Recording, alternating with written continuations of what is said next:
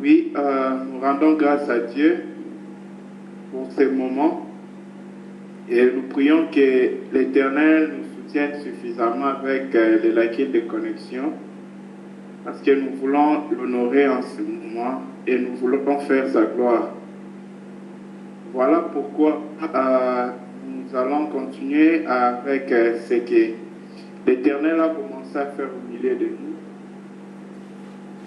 Durant la journée d'hier, d'avant-hier, ainsi que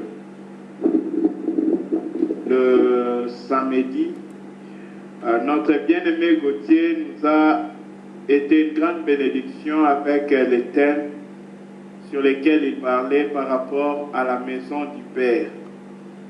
En effet, bien-aimé, le bonheur, c'est dans la maison du Père. L'abondance, c'est dans la maison du Père. La joie, c'est dans la maison du Père. Ah, Jésus en effet a dit, il dit qu'il est mieux que je m'en aille afin que je vous prépare une place dans la maison de mon Père. Bien-aimé, c'est là-bas qu'il faut. La maison du Père, c'est la suffisance, c'est le bonheur, c'est la joie. C'est là-bas qu'un homme peut être restauré. C'est là-bas qu'un homme peut être satisfait. C'est là-bas qu'un homme est suffi. C'est là-bas qu'un homme est saturé. Il n'y a pas en effet de bonheur que dans la maison du Père. Le bonheur dans ce monde, c'est une illusion.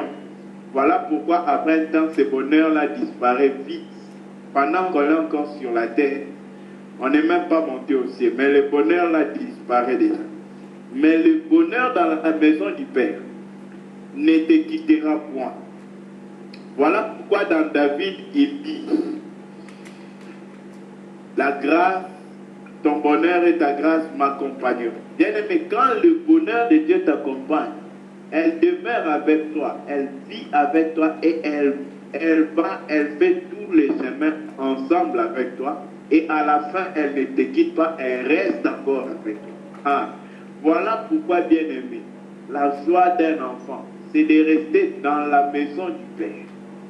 Voilà pourquoi l'activité la plus importante d'un enfant, le grand combat d'un enfant, ne doit pas être d'obtenir ce qu'il demande dans la prière, ne doit pas être d'obtenir ce qu'il veut que Dieu fasse pour lui, mais doit être de chercher à toujours être dans la maison. Car quand tu es dans la maison, même les intentions de ton cœur sont déjà exaucées. Tu n'as plus besoin d'ouvrir la bouche pour prier. Dieu n'attendra même pas que tu ouvres la bouche. Mais là-bas, dans cette maison, j'ai béni Dieu pour ça. Lorsque Salomon a bâti le temple bien-aimé, il a fait une prière. Il dit, Père, si même un étranger vient de loin et qu'il entre dans cette maison, si même il a péché, si même, il y a plusieurs si, peu importe comment c'était, mais quand il entre dans cette maison, bien aimé, c'est la maison de la réconciliation, c'est la maison du pardon, la maison de la restauration. Hier, on nous a montré comment Naaman a été restauré. Il est venu l'hébreu, oh bien aimé, il est venu arrogant, il est venu orgueilleux, il est venu bien-aimé en étant hors de la face de Dieu. Mais lorsqu'il est entré dans le journal bien-aimé, la lèpre l'a quitté. Quoi d'autre? L'arrogance l'a quitté. Bien-aimé, pourquoi? Il est entré dans la maison du Père. Pour aller plus loin, au dernier jour, le jugement ne consistera pas à ce que tu as fait, à ce que tu as dit, à ce que tu es ou tu n'es pas, où tu as ou tu n'as pas. Bien aimé, le jugement consiste en une chose. Es-tu dans la maison? Voilà pourquoi vous allez voir que pour les cas de rare, la question était, es-tu dans la maison? Oh bien-aimé, si vous avez bonne mémoire, vous avez remarqué que dès que le frère Gauthier a commencé à parler, la toute première séance, le lundi, le samedi, dès qu'il a introduit son thème, j'étais béni. Parce qu'en effet, c'est dont il était en train de parler, frère. Avant même que le frère Frédin commence à parler sur le Saint-Esprit, l'Éternel a commencé à me parler par rapport à ces choses. Alors, j'ai prié, je disais au Seigneur, aide-moi pour que je sache le temps et les comment. Mais quand il a introduit l'introduction seulement de son thème, il était en fait en train de me canaliser. Oh, je bénis Dieu bien-aimé. Nous sommes plusieurs dans le corps, mais dans l'esprit, il n'y a qu'un seul esprit. Voilà pourquoi, bien-aimé, nous pouvons nous rassurer que nous marchons avec les dieux vivants, l'inspecteur au-dessus de toute l'œuvre que nous faisons et le directeur de cette œuvre. Bien-aimé, quand les fourmis n'ont pas un chef visible, mais ils font tout un travail ensemble avec une même pensée, ce n'est pas parce qu'ils sont fourmis, c'est parce que le chef invisible existe. Il a créé les fourmis seulement pour nous enseigner comment nous devons être. Notre chef, il est là. Et on ne le voit pas, mais il est là. Réalisez où nous sommes. Certains sont en Inde, d'autres sont là-bas, ici et un peu partout. Mais bien aimé, le même esprit agit. Telles sont les œuvres que les dieux vivants fait au milieu des hommes. Qu'il est merveilleux, que son nom soit béni. Alors, en parlant toujours dans ce thème sur la maison du Père, nous allons prendre un sous-thème pendant ce temps. Nous allons parler par rapport à la race de Dieu. Oui, je bénis Dieu quand le frère Gauthier est en train de toucher ces choses. Il a insisté sur la race. Oh bien-aimé, c'est une merveille. Alors, avant de continuer à toucher ces choses, allons dans le fond de ce que nous avons à dire en ce soir. Sinon, pour faire un petit rappel pour ceux qui n'étaient pas là, le frère Gauthier nous a parlé par rapport à la maison du Père. Le premier jour, il nous a expliqué la maison. Il a expliqué que la maison, c'était en Christ. La maison, c'est Christ. Ensuite, le deuxième jour, il nous a parlé des fils de la maison et du serviteur dans la maison. Parce que deux personnes peuvent être dans la maison. Mais un est en tant que fils et un autre en tant que serviteur. Voilà pourquoi, pour y insister, dans l'église de Dieu, le plus important, le plus capital de la maison de Dieu, ce ne sont pas ceux qui servent dans l'église, ce sont ceux qui sont enfants dans Christ. Tu peux servir, mais si tu n'es pas enfant, il y aura un temps où on te dira, il est le soir, pour rentrer chez toi. Parce que le serviteur ne demeure pas dans la maison. Mais il vient à la maison et il y demeure pendant qu'il est jour. Mais le soir, il rentrera chez lui. Bien-aimés dans le Seigneur, heureux les enfants de la maison, parce qu'ils demeurent dans la maison. Autre chose merveilleuse encore, bien-aimés, c'est que ceux qui demeurent dans la maison, dans la maison, il y a les pains en abondance. Vous connaissez la maison dont nous parlons ici, ben, c'est la maison du pain, la Bethléem de Juda. C'est là que le pain sort. Or, ici, nous parlons d'une ville dont Dieu lui-même est le clôteur et le constructeur, c'est-à-dire l'architecte. Nous parlons de la maison d'où est venu le pain véritable, le pain qui donne la vie. La Bethléem d'en haut, la cité du Dieu vivant d'où sort le pain de vie. Oh, bien-aimé dans le Seigneur, c'est merveilleux la voix de Dieu, les choses que Dieu fait. Or, le Seigneur, en nous parlant par rapport à la race, nous allons nous rendre compte que les voies du Dieu vivant sont parfaites en une chose. Tournons un peu dans Actes, le chapitre 17, le verset 26 à 29. C'est de là que nous avons tiré notre thème, sous-thème, sur la race de Dieu. Actes 17, versets 26 à 29. Si un bien-aimé a trouvé, il peut nous aider dans la lecture. Lisons Actes chapitre. Vas-y frère, faut lire. Non, faut lire, s'il te plaît. Ok. Actes chapitre 17, 26 à 29. Il a fait que tous les hommes, sortis d'un seul sang, habitassent sur toute la terre, sur toute la surface de la terre, ayant déterminé la durée des temps et les bornes de leur demeure. Il a voulu qu'ils cherchassent le Seigneur et qu'ils s'efforçassent de le trouver en tâtonnant, bien qu'il ne soit pas loin de chacun de nous. Car en lui, nous avons la vie, le mouvement et l'être. C'est ce qu'ont dit aussi quelques-uns de vos poètes. De lui, nous sommes la race. Ainsi donc, étant la race de Dieu, nous ne devons pas croire que la divinité soit semblable à de l'or, de l'argent ou de la pierre précieuse, sculptée par l'art et l'industrie de l'homme. Amen.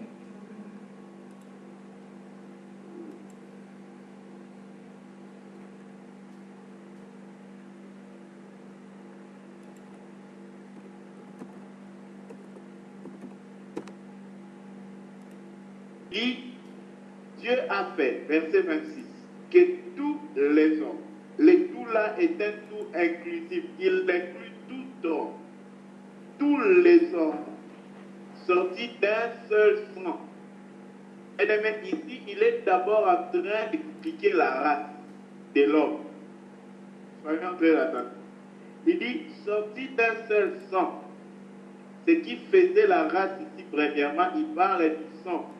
Tous les hommes habitent sur toute la terre, la surface de la terre, ayant déterminé la durée des temps et les bornes de leur demeure. Il a voulu qu'ils cherchassent le Seigneur, qu'ils s'efforçassent de le trouver en tâtonnant, bien qu'il ne soit pas loin de chacun de nous. Ça, c'est un grand conseil pour nous. Des fois, nous cherchons le Seigneur, nous ne le trouvons pas. Pourquoi Dieu permet que nous puissions encore les chercher plus long? Bien aimé, c'est pour voir si nous cherchons vraiment. Amen. Nous remercions beaucoup le Seigneur pour ce message et vraiment que Dieu bénisse également notre frère. Et nous allons donc élever encore nos voix pour remercier le Père pour cette nourriture qu'il nous a accordée encore ce soir. Prions le Seigneur. J'ai une part pour ce soir. L'Éternel parle toujours d'une manière, tantôt d'une autre, cependant de notre position. Et c'est pour cela que chacun de nous allons élever nos voix vers le Seigneur. Prier pour ce que chacun de nous a reçu de la part de l'Éternel ce soir. Nous allons prier que sa parole soit gravée également dans nos cœurs et que nous ne soyons pas des auditeurs oubliés et que nous mettons sa parole en pratique. Prions le Seigneur. Et Père, nous te rendons bien. Le Seigneur nous a parlé de la race, ce qui veut dire que toute personne appartenant à une même race ont un même langage. Personnes appartenant à une même race, ils ont leur propre caractère, ils ont leurs propres qualités, leurs propres caractéristiques. Et nous allons élever nos voix vers le Seigneur. Que nous puissions également faire ressortir les caractéristiques de notre Père dans notre vie. Si nous sommes de la race de l'Éternel, si nous sommes d'une même race, nous devons avoir la même qualité, nous devons avoir les mêmes caractéristiques, le même langage, le même comportement, les mêmes pensées. Car nous formons tous un seul et même corps.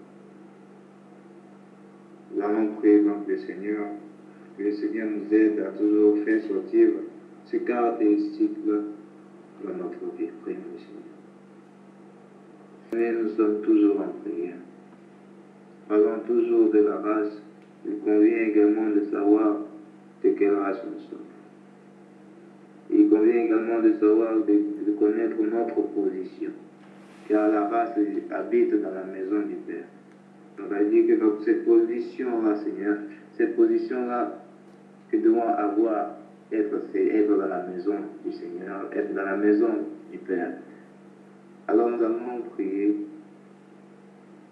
demander à l'Éternel que chaque fois que nous ne serons pas dans cette position-là, chaque fois que nous serons hors de cette position qui nous amène à habiter encore, à entrer dans la maison du Père, que le Seigneur nous ramène par sa bonté, par sa miséricorde, nous ramène sur le bon chemin.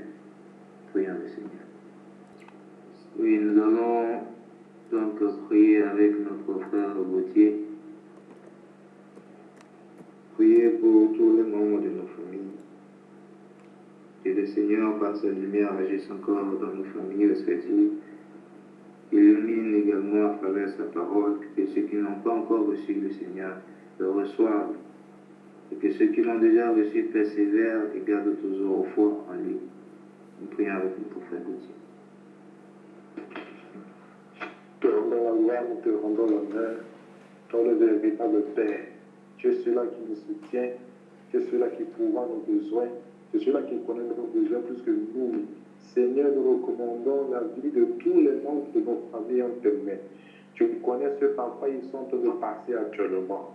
Père, nous te demandons la miséricorde en la vie de tous nos frères et sœurs dans nos familles respectives, toutes les familles respectives représentées ici présentes.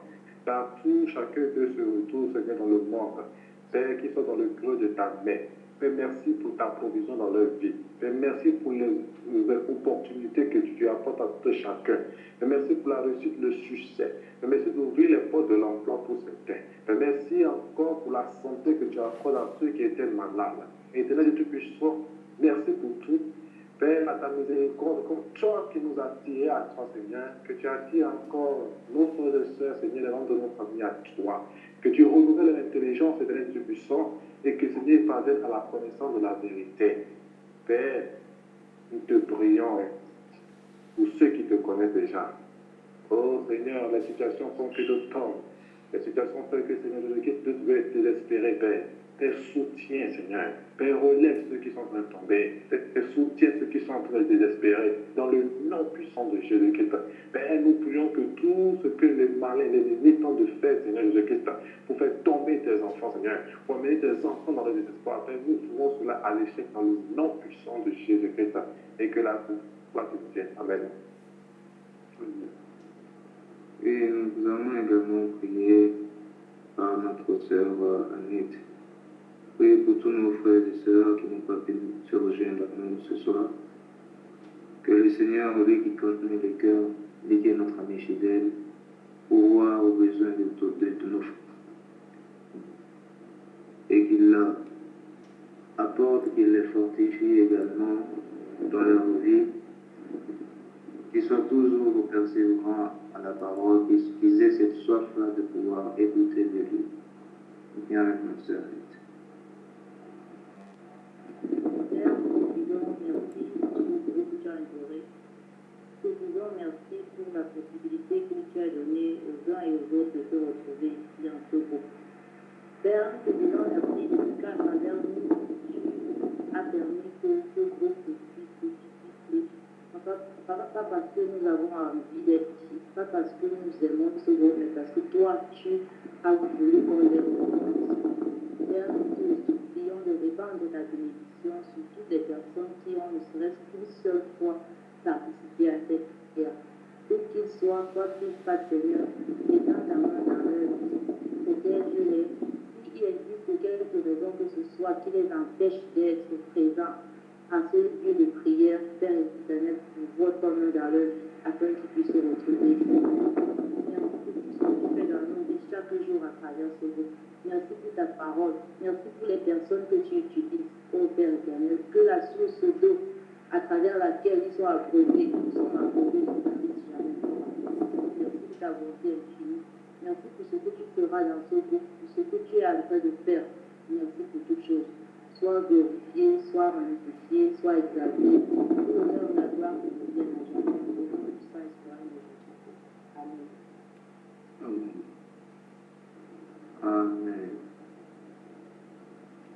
sais pas s'il y a des frères qui ont des sujets de prière, des ajouts à faire.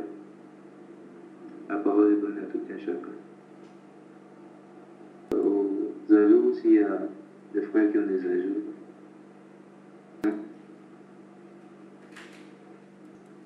Charles.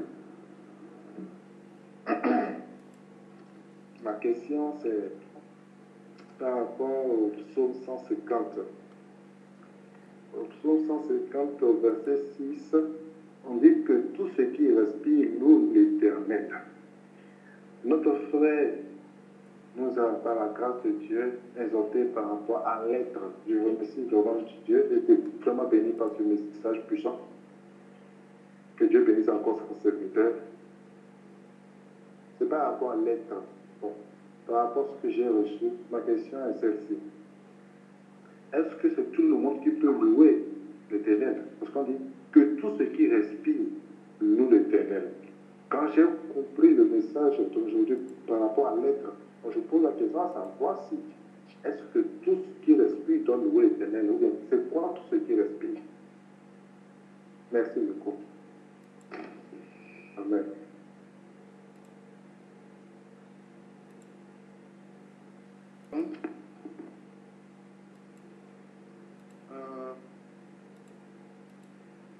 La Bible nous indique le vêtement pour louer le Seigneur. Il dit louez-les dans sa sainteté. C'est-à-dire pour louer le Seigneur, il faut être dans la sainteté. Et la sainteté n'est pas l'aptitude d'un homme. La sainteté, on a déjà expliqué les fois passées que la sainteté, c'est l'œuvre du Saint-Esprit dans le corps d'un homme. Sans le Saint-Esprit, il n'y a pas de sainteté. C'est par là que nous comprenons que celui qui a le souffle loue le Seigneur. Le souffle là n'est pas le souffle de la chair, parce que les animaux ont aussi du souffle, ils respirent. Mais c'est le souffle divin. C'est-à-dire, pour pouvoir louer le Seigneur, c'est par l'Esprit du Seigneur qu'on peut louer. C'est-à-dire, ayant le souffle de Dieu lui-même, le souffle qu'il a mis dans David. C'est ce souffle-là qui peut nous permettre de louer Dieu. Voilà pourquoi, même si nous mourons, comme ce souffle-là ne meurt pas, il demeurera en nous, bien aimé, même après la mort de ce corps, nous pourrons encore louer le Seigneur. Parce que nous le verrons face à face. Mais, si quelqu'un a le souffle de ce corps, bien aimé, il peut chanter avec ce corps, il peut parler avec ce corps. Mais la véritable louange du Dieu vivant, il ne faut pas avoir l'Esprit de Dieu. Merci.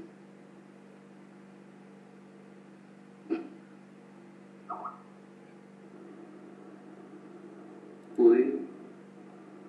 Je ne sais pas s'il y a d'autres frères qui veulent apporter des ajouts ou des réponses par rapport à la question de notre frère.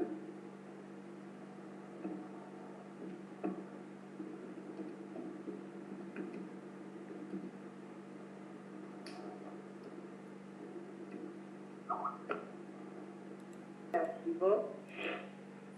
Comme le frère Paul parlait de recevoir, on reçoit Jésus-Christ.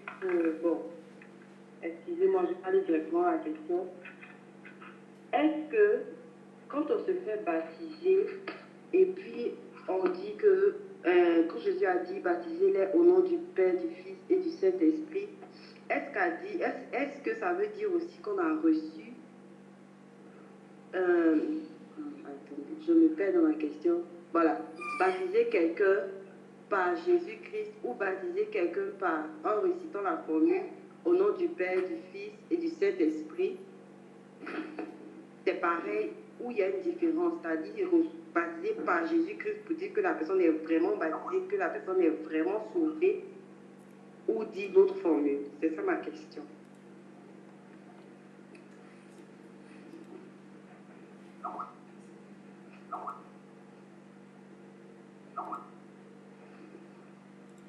Oui, merci beaucoup, sœur Stéphanie, pour la question. Nous bénissons le Seigneur pour cette merveilleuse question. En effet, c'est une question, on peut parler de pertinence. On dirait que c'est une question très pertinente parce que c'est une question souvent, je crois le samedi passé, on a parlé de ça avec le frère Gauthier également. Donc on va essayer d'apporter une contribution par rapport à cette question et nous savons qu'il y a des grâces ici. Donc les frères vont intervenir ensuite par rapport à cette question. Bon, dans Matthieu chapitre 28, lorsque le Seigneur envoie ses disciples, il dit, allez partout dans le monde et faites de toutes les nations mes disciples. Faites de toutes les nations des disciples, les baptisant au nom du Père, du Fils et du Saint-Esprit. Ensuite, il dit, enseignez-leur ce que je vous ai prescrit. Maintenant, nous voyons dans Actes chapitre 2, on peut lire ça, dans Actes chapitre 2, du verset 38 au verset, je crois que c'est 39, je cherche d'abord, Actes chapitre 2, verset 38 au verset, bon, je vais commencer à partir du verset 37 au verset 39.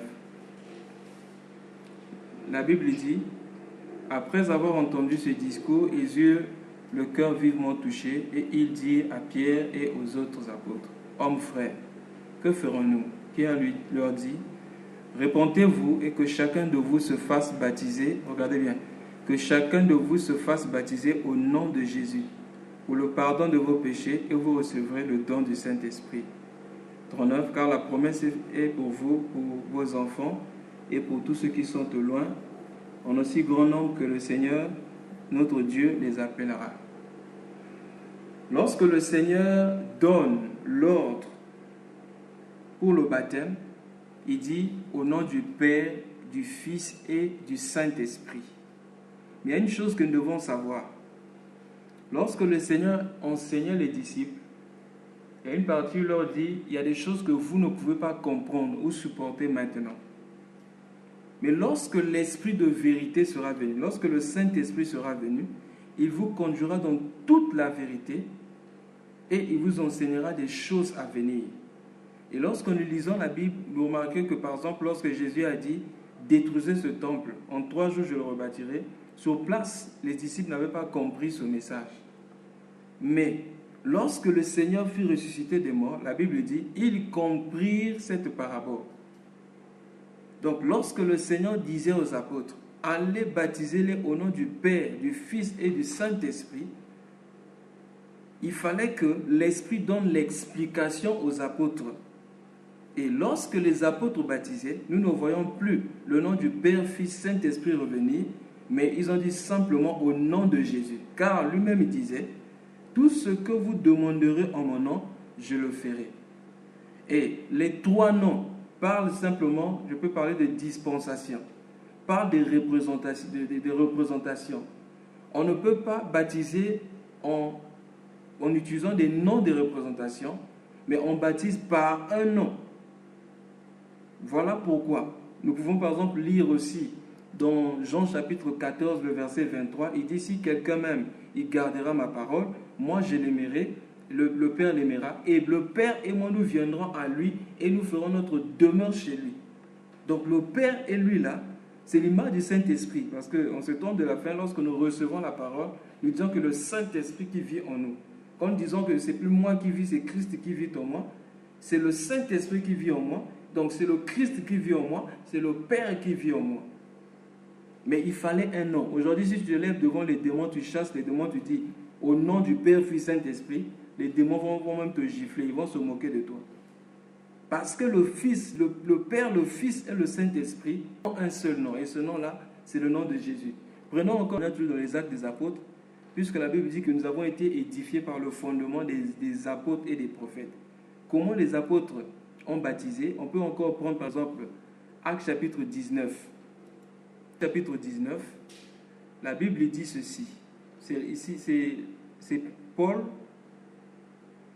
qui va rencontrer quelques disciples qui avaient par Apollos.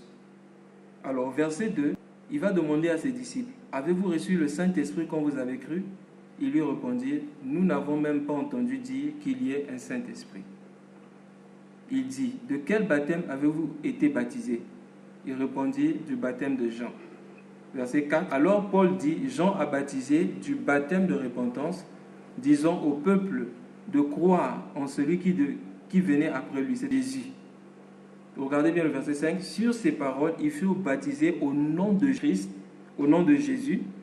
Lorsque Paul leur imposait les mains, le Saint-Esprit vint sur eux et ils parlaient en langue et prophétisaient. Je prends encore un témoignage dans 1 Corinthiens chapitre 3. 1 Corinthiens chapitre 3, Paul dit quelque chose là-bas par rapport au baptême. Il dit ceci. Lorsqu'il traitait, je crois que c'est 1 Corinthiens chapitre 1, excusez-moi, je retrouve rapidement le passage.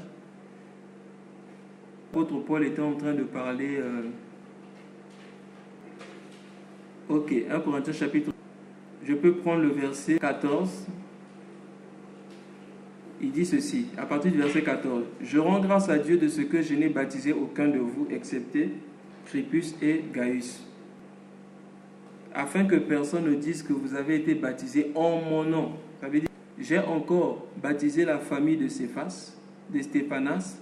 Du reste, je ne sache j'ai baptisé quelqu'un d'autre que autre personne.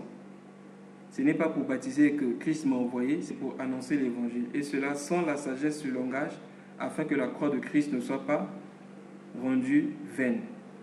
Ici plusieurs témoignages qui parlent du baptême. Comment on baptisé? Les apôtres ont baptisé au nom de Jésus-Christ.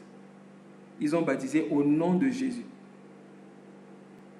S'il y a des gens qui devaient peut-être rendre la parole annoncé par le Seigneur, bien aimé, certains les disciples du Seigneur qui ont marché avec lui et les gens qui ont reçu la révélation du Père par rapport à Christ. Mais nous voyons ces gens bien aimés baptisés au nom de Jésus. Donc, je vais laisser le temps aux frères intervenir sur le sujet. Donc, si je peux donner une réponse par rapport à ça, c'est que le baptême, c'est au nom de Jésus-Christ. Par rapport à l'apôtre, Éphésiens 2, verset 20, la Bible dit, nous avons été édifiés au fondement des apôtres et des prophètes. Donc le baptême au nom du Père, Fils, Saint-Esprit est égal au baptême de Jésus. Merci.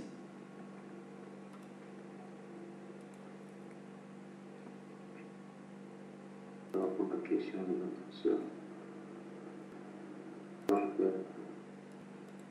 Béni soit Dieu pour notre sœur Stéphanie et réponse des bien-aimés de Théo. Nous allons encore lire Actes pour essayer d'apporter plus de témoignages et plus de preuves. Je ne dis pas qu'on doit croire à la parole lorsqu'il y a plus de la parole parce que Dieu l'a donné, mais pour affermir notre certitude à le verset 12. Acte 8, 12, je lis au nom de Jésus-Christ. La Bible dit ceci. Ils surprirent à Philippe, qui leur annonçait la bonne nouvelle du royaume de Dieu et du nom de Jésus. Les hommes et femmes se firent baptiser. Verset 16. Car ils n'étaient pas encore descendus sur aucun d'eux. Ils avaient seulement été baptisés au nom du Seigneur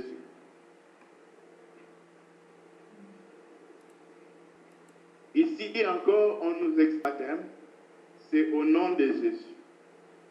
Donc, bien-aimés dans le Seigneur, quand Jésus a dit aux apôtres d'aller baptiser du Père, du Fils et du Saint-Esprit, le Seigneur n'était pas encore auprès du Père. Il n'était pas encore assis à la droite.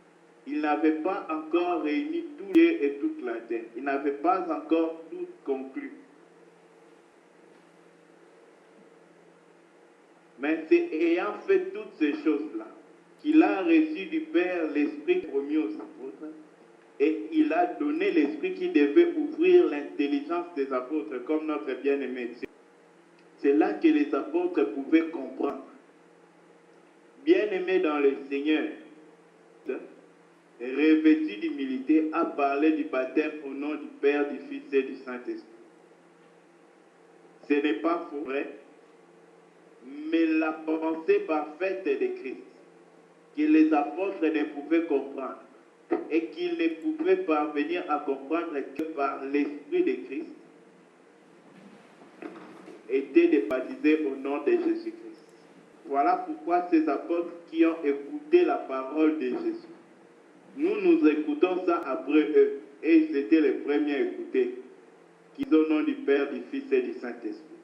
Mais lorsque l'Esprit leur a fait comprendre le nom du Père, du Fils et du Saint-Esprit, ils ont compris ce nom-là.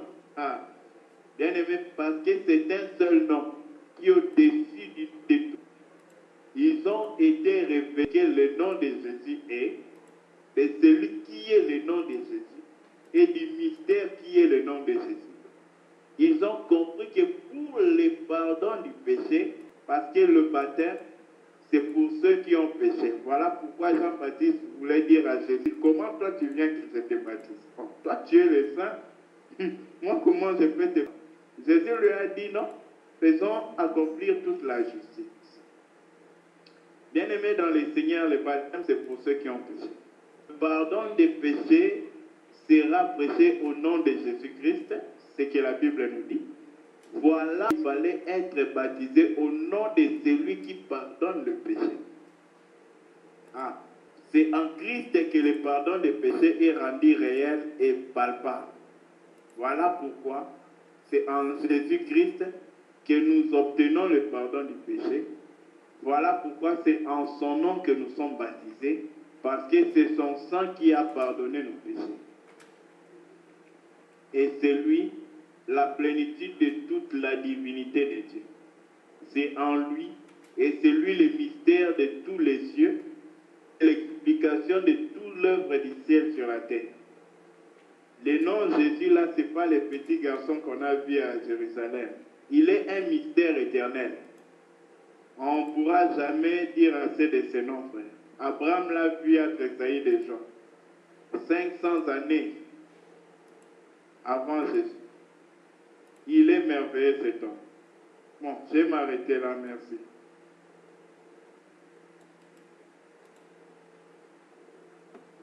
Merci beaucoup, frère.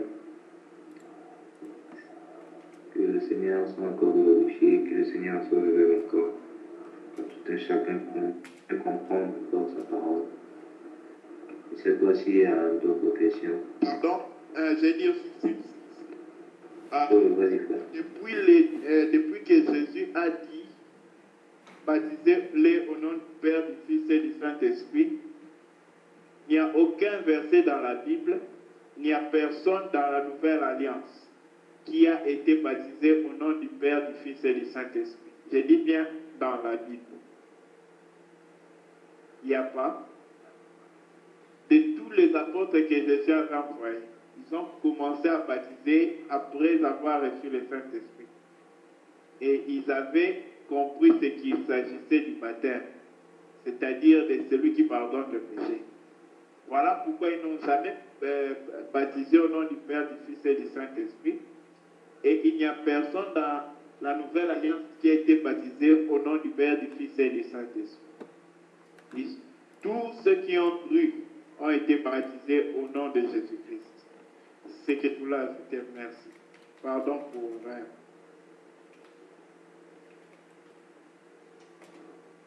Merci, frère. Oui, d'autres questions?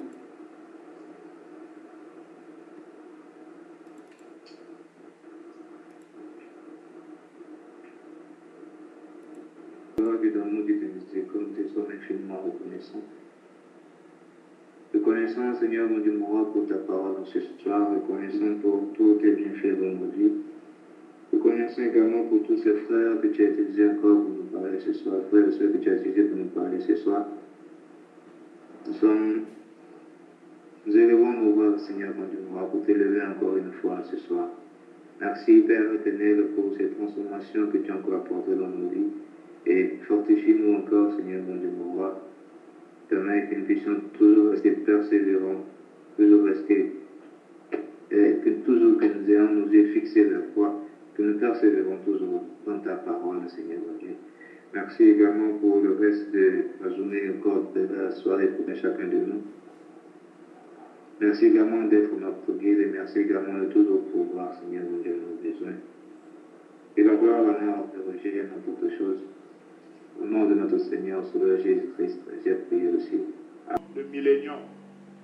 Il dit qu'il fera de nouveaux cieux et une nouvelle terre. Il dit, réjouissez-vous, car je vais créer Jérusalem pour l'allégresse, son peuple pour la joie. Il va créer la ville et il va créer le peuple. Donc il y a une création nouvelle là-bas. Il crée pas seulement les habitants, il crée leur ville aussi. Ensuite il va dire, on n'y entendra plus le bruit des pleurs et le bruit des cris. Ou dans la nouvelle ville qu'il va créer, dans la nouvelle création de Dieu, il n'y aura ni des bruits ni des pleurs. Il n'y aura plus ni enfant ni vieillard. Ah, bien aimé, ça c'est un mystère. Ni enfant ni vieillard, comment ça? Vous avez vu où un lieu, disons, imaginons que tout le monde maintenant avait le même âge. Le vieux que tu voyais là à côté de toi, il devient comme toi. Et le bébé que tu voyais aussi devient comme toi. Tout le monde est semblable, ni jeune ni vieillard, qui n'accomplissent le jour. Or, quand il parle par rapport aux jours bien-aimés, ce n'est pas des jours où l'homme, ce n'est pas par rapport seulement à la vie de l'homme comme ça. Ce sont des jours mystérieux. Il dit, il n'en sera ni jeune homme ni vieillard qui n'accomplissent le jour. Or, c'est par là que nous comprenons que le jour-là nous parle bien aimé d'un jour mystère. Donc, il ne sera ni vieillard ni jeune. Parce que c'est un jour, des jours plutôt continus et des jours longs. Ensuite, il va dire, car celui qui mourra à 100 ans sera jeune. Ah, et le pécheur âgé de 100 ans sera maudit. Et il dit le pécheur âgé de 100 ans. Ah, c'est qu'il y a l'âge aussi dans le péché. Il dit le pécheur âgé de 100 ans. Pécheur âgé de 100 ans. Il parle de l'âge, pas seulement du péché, mais de la vie du péché dans. Parce qu'en effet, j'aimerais que nous sachions que dans les 100 ans là, bien, on ne dit pas que si quelqu'un a 100 ans et qu'il a péché. Non. Il veut dire, par rapport au chiffre 1, parce que vous allez comprendre la raison pour laquelle il ne fallait pas 2 années, mais il fallait une seule année de la grâce pour finir le péché. Il parle d'un pécheur qui vit une vie dans le péché. C'est-à-dire 1 an. Voilà pourquoi si quelqu'un fait 100 ans qu'il est 1 an dans le péché, cette personne-là ne peut pas demeurer dans la maison du Père. Auprès du Père, la très haut. C'est que pour entrer bien aimé, il faut se repentir parce que si tu ne te repens, ta vie a du péché, donc tu as fait 100 ans dans le péché. Ou tu as le péché dans 100 ans. C'est que quelqu'un doit se repentir avant la fin de sa vie pour pouvoir entrer bien aimé dans cette vie. Ensuite, il va dire,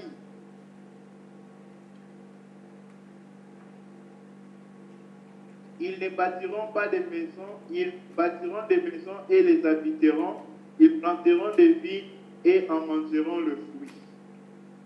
Il parle de bâtir des maisons et les habiter. Vous savez, quand Dieu bénit un homme, il lui donne de jouir du fruit de ses mains. Mais ici, bien aimé, il ne s'agit pas seulement d'un travail manuel, du fruit de la main, il s'agit par rapport d'abord aux œuvres, c'est-à-dire comment l'homme mangera des fruits de sa main et habitera dans sa maison.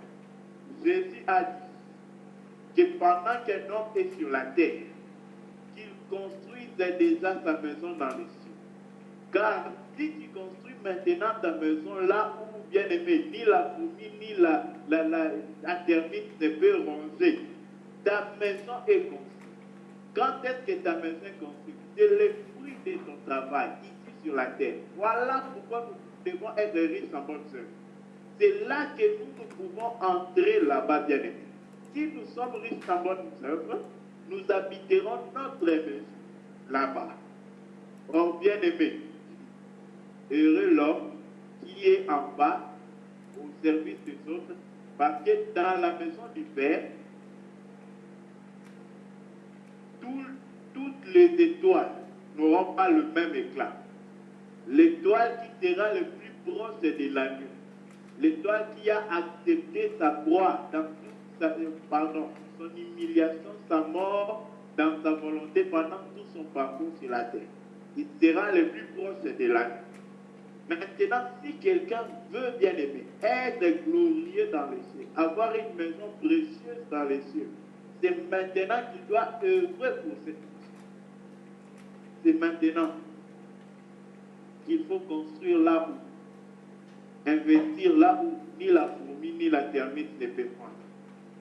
Voilà pourquoi nous devons nous battre pour construire là-bas, dans les temples du Très-Haut, la maison du Dieu vivant, dans la maison du Père. C'est là-bas que nous devons. Il va dire, ils ne bâtiront pas de maisons pour qu'un autre les habite. Ils ne planteront pas de vignes pour qu'un autre mange les fruits. Ça ne veut pas dire qu'ils seront égoïstes, je veux que nous puissions bien saisir la pensée. Ça veut dire simplement, pour mieux comprendre ça, retournons auprès des vierges folles et sages. Les vierges folles ont dit, prêtez-nous de l'huile, afin que nos lampes puissent s'allumer. Oh bien-aimé, l'huile on ne la prête à personne. Voilà pourquoi, bien-aimé, les œuvres que nous faisons, les paroles que nous disons, tout ce que nous faisons, c'est ce qui va nous accompagner là-bas, c'est ce qui va aussi nous éloigner de là. Si nous faisons bien, nous serons rapprochés de Dieu. Et c'est maintenant que nous devons nous efforcer à nous rapprocher de Dieu. C'est maintenant, pas après. C'est maintenant le temps de courir après Dieu. Voilà pourquoi, bien aimé, celui qui plante, celui qui sème pour la vie, moissonne la vie. Pas un autre moissonnera la vie que lui l'a semé. Lui-même va moissonner cette vie. Ça ne veut pas dire qu'on doit être égoïste. Oh non, moi, parce que Dieu est en train d'accomplir cette promesse de la Bible. Maintenant, là, moi, ma vie, je ne peux pas donner à l'homme. Non. C'est que tu n'as pas tellement mal compris la Bible. Tu as aussi l'essence de l'égoïsme en toi. Parce que, bien aimé, vous savez, qu'est-ce qui fait des fois qu'on comprenne mal la Bible? C'est parce qu'on n'a pas un cœur disposé devant Dieu. Il dit, car les jours de mon peuple seront comme les jours des arbres, et mes élus jouiront de l'œuvre de leurs mains. Jouir de l'œuvre de leurs mains. Ceux qui auront le temps pourront lire dans 1 Corinthiens 2, le verset, Romains 2, verset 7. Si on peut le mettre sur les murs peut-être, mais je continue avec cette lecture. Ils ne travailleront pas en vain et n'auront point d'enfants pour le voir périr. C'est-à-dire, quand il parle des enfants, il ne parle pas de l'enfant seulement physique, mais des fruits de nos œuvres. Il dit, ils formeront une race bénie de l'Éternel, et leurs enfants seront avec eux. Bien-aimés, toutes nos bonnes œuvres ne nous quitteront pas. Elles nous accompagneront. Voilà pourquoi Dieu réserve la vie éternelle à ceux qui, à la persévérance, à bien faire, recherchent l'immortalité. Là-bas, on explique clairement qu'il s'agit de la maison de l'éternité, l'immortalité. Pour finir, il dit, avant qu'ils m'invoquent, je répondrai. Avant qu'ils aient cessé de parler, j'exaucerai. Répondre et exaucer. Avant qu'ils invoquent, avant qu'ils finissent de parler, il exaucera. Et il explique que là-bas, les loups et l'agneau vont être ensemble, les lions comme le bœuf, et il n'y aura ni dommage ni tort. Ou bien aimé, sur la montagne sainte de Dieu. Or, dans Hébreu, on nous explique la montagne de Dieu auprès de laquelle nous nous sommes rapprochés, la montagne qui est la cité de Dieu lui-même. C'est la maison du Père. Que Dieu nous bénisse. Si Dieu le permet, nous allons continuer avec sa grâce. Merci.